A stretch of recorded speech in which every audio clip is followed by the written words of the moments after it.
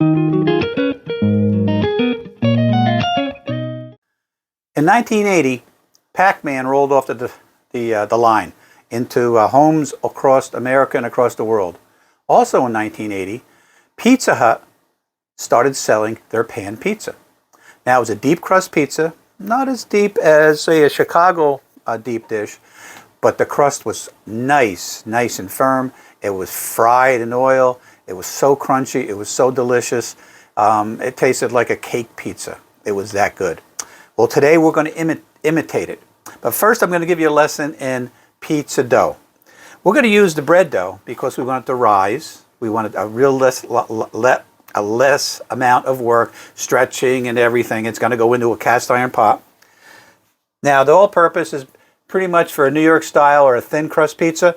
The 00 is for more of a Neapolitan pizza where you have a little bit of chew, not so you don't get the crispiness like you have the all-purpose flour. And then you have the almond flour, which is it's one part of, say, gluten-free. You have to put a couple of different flours with it, but this one I use for a lot of different recipes, but I never use it for pizza. So let's get started. I got my bowl measured out, and now I have to measure out 11 ounces. Now, the reason why I'm putting 11 ounces is because it's for a specific application for a cast iron pot. So we want to do 11 ounces, which should come to almost 2 cups. Oh, I'm sorry, a little over 2 cups. So that's a half a cup. That's 3/4 of a cup. That's 1 cup. And we do that.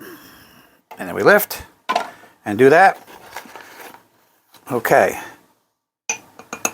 so that was 5.5 ounces. Now, the reason why we measure out ounces, we don't put it in into just the 11 ounce thing here, because water is measured in weight, or I'm sorry, in volume, and a dry product is measured in weight.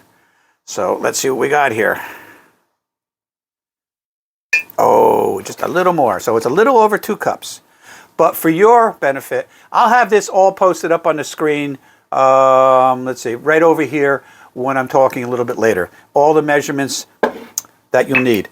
Now, we're going to add 1 tablespoon of yeast, rapid rise yeast, 1 tablespoon of salt. I want to measure my water. Okay. And the water is just a little warm. You have to put warm water in. And that basically kick-starts the fermentation process, and the dough will rise then. So we want to mix this in. Now you noticed we didn't put any sugar in. And the reason for that is we don't need sugar because we're going to put this in a cold refrigerator overnight, 24 hours, and then we'll have plenty of rise for the pizza itself. So you mix this first. Don't put the water in without it mixed. Okay, so we want to put a cup of water in, which is 8 ounces. So we put 11 ounces of the flour. We're going to put 8 ounces of water in, so that's about a 65% ratio of dough to liquid. So what we can do is we can cool this down a little bit, because we want between 105 and 108. 110 will be okay. A little more. Then that should do it. 107. Perfect. And it's just a little over a cup.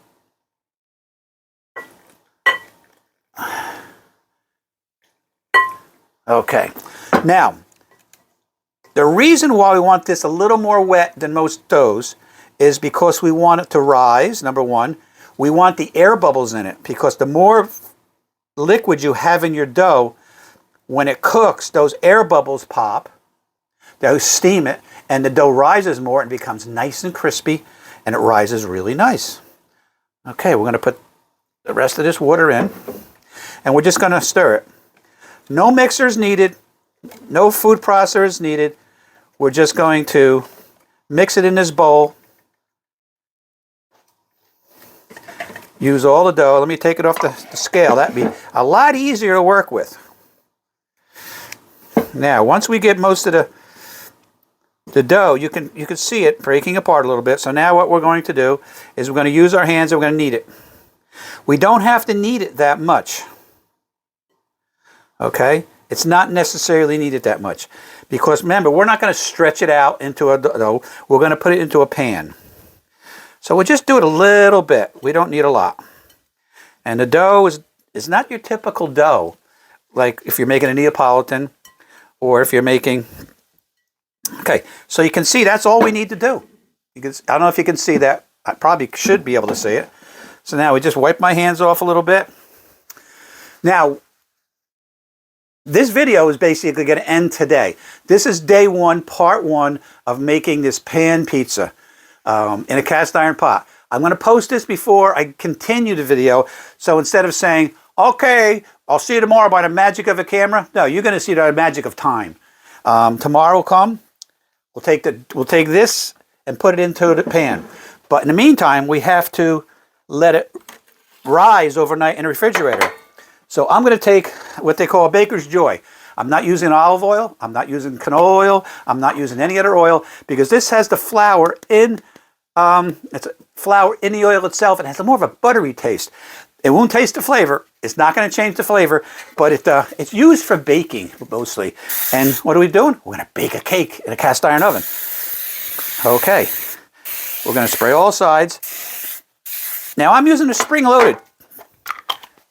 And the reason why? When that dough rises, okay, I could just take the spring-loaded and I got it on a tray already. I don't have to dig it out of a glass pan or anything.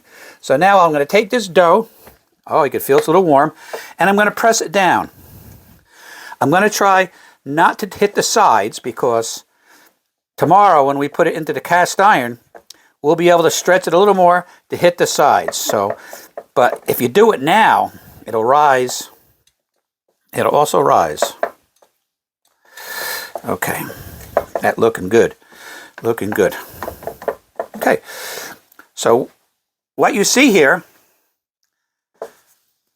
so see, it's all the way around. It's just about a 1/4 inch away from the sides.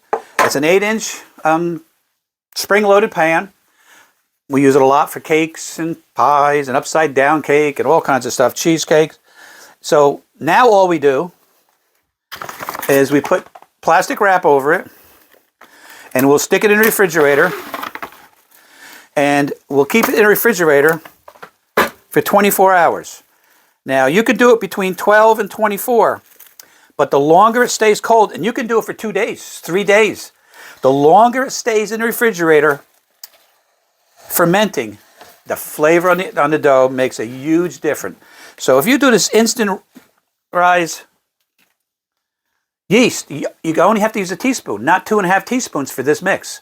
This will make actually 2 flat pizzas if you want, 2 8-inch pies. But again, we're doing a pan pizza. Okay, that's it for making the dough. Now tomorrow I'll be back on another video. This video is just going to be a one-time thing, and we'll keep it on forever. But this is how I do my dough for the pizza. Tomorrow we're going to just recap, okay, and then we're going to actually make the pies. So if you want to practice this, if you want to do this tonight, do the dough, look at it, and come back with me tomorrow and make it together. That's a great thing to do also.